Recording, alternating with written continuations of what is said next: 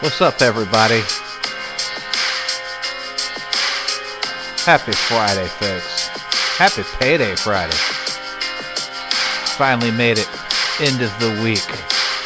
This is Michael, by the way. If you didn't figure it out, on the graveyard shift in the wee hours of the night. I love Papa Roach. With your daily trivia question. And I hope everybody had a good week. Get ready to wrap it up here. And get to the weekend. That's what I'm talking about. Okay, so the answer to the previous trivia question, let's get right to it, folks, was the Jimi Hendrix Experience. That's what I'm talking about. The very influential trio in rock music that was short-lived, but created some of the greatest music ever, folks. So this is mid-1960s. All right, let's take you back. Jimi Hendrix was struggling to not only earn a living playing the guitar, but just earn a living in general, just finding a place to stay and paying his rent, right? He was playing the R&B circuit in and around the New York City area. You couldn't pay someone to listen to him, and much less listen to him play guitar. Guy couldn't catch a break at all in anything in life, much less trying to make a living playing a guitar, right? As talented as he was, couldn't do it in the United States. So during a performance one night at a popular nightclub in New York City, Hendrix was introduced to Keith Richards, of all people, of the Rolling Stones, who began referring him to some of the British musicians and producers of the time who were scattering around New York City and the surrounding area, okay? This would lead to a very impromptu trip to London, where Hendrix realized he could get kind of one-and-done production contracts, right? But he could get his name on the books. He could get paid, although at the beginning it wasn't for much. But he could get a contract for doing what he loved to do, which was playing the guitar. And this is where his guitar playing really got discovered. And this is the song Hey Joe, which is one of his classics. This was one of those studio one-and-done productions that he did when he first arrived in London, right? So we're setting the stage for the one and only Jimi Hendrix here. People began realizing that with the right band and with the time and the era, Hendrix could really fit into a good band if given the right opportunity, right? So a guy named Chas Chandler, who was with the band called the Animals, who had already toured the United States. He was part of that crew who introduced Hendrix to Keith Richards, right? Chandler began recruiting in the London area for possible band members to join Hendrix, and it was this effort that would eventually lead to the formation of what became known as the Experience. And we're talking about Mitch Mitchell on bass and Noel Redding on drums. I might have got those two and their respective instruments mixed up. I'm famous for doing that. But nonetheless, we're talking about Mitch Mitchell and Noel Redding. Both of those people were from the UK. These were mutual friends, and they were kicking around the studio themselves, just like Hendrix was, right? They had that knack and that kind of inspiration, that kind of rawness. They were just kicking around just like Hendrix was. They organized rehearsals with Hendrix where they found a common ground in their shared interest in rhythm and blues, and they most certainly found a common ground when they all started playing together. It was Chandler who also convinced Hendrix at the time, by the by, to change the spelling of his name from Jimmy with the Y to the more exotic Jimmy, Jimi, that we all know today, right, that went down in history. Now, this trio would lead to three of the most influential albums of the time that are absolute must-haves for any music lover like me. In any type of music, if you just like music in general, folks, it doesn't matter what kind. You really have to have these three influential albums, and especially if you're a vinyl collector like myself.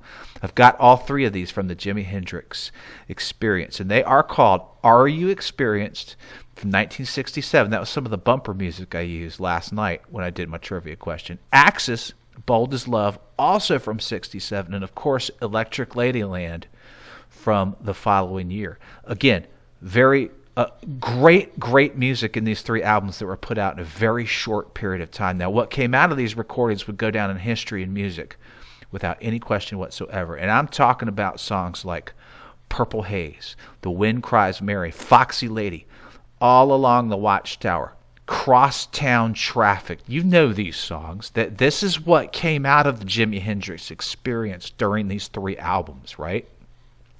Following these albums, the Jimi Hendrix Experience would go on to perform in the United States. And now suddenly everyone loved Jimi Hendrix. Isn't it funny how this works? Now, this guy couldn't catch a taxi cab standing on the street corner, much less pay anybody to give him 5 minutes of his time to play the guitar. He goes over to London and establishes himself, which he had to do in order to make it work, right? With literally just the guitar strapped on his back. Produces these 3 albums. Now he comes back to the United States in 68, 69, and everybody suddenly loves him. Everybody wants to sell Jimi Hendrix. Everybody wants to write him a contract, right?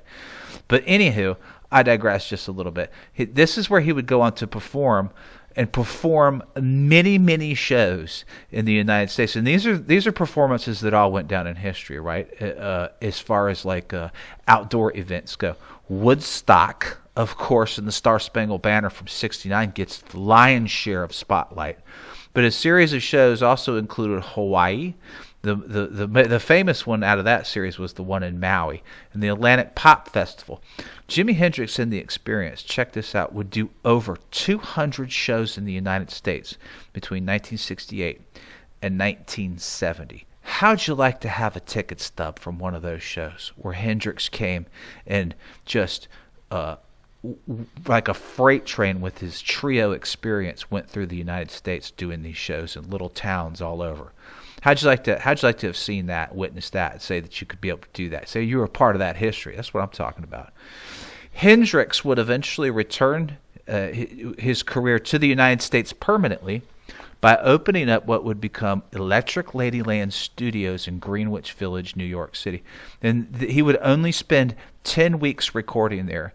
And he did do a recording, I think it was called The Band of Gypsies. Before he died, he went back to London and died later that year, unfortunately. Died of a overdose on Vesparax, which is just it's a banned barbiturates now, but it's way too powerful. You think he took 18 times the amount that he was supposed to. And by that time, he had succumbed to the stressors of being famous so fast, as most people did. During that time period.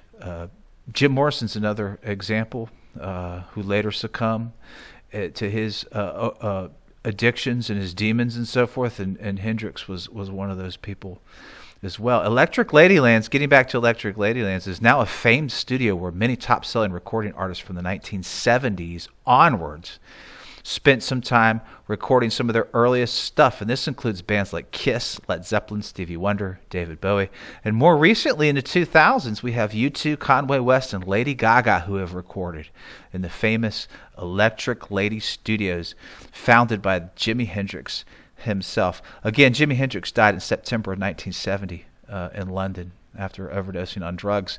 But those 3 albums from The Experience are must-haves, folks. And if you have never listened to them before, I really encourage you to do that. It's some of the most iconic music in rock history ever.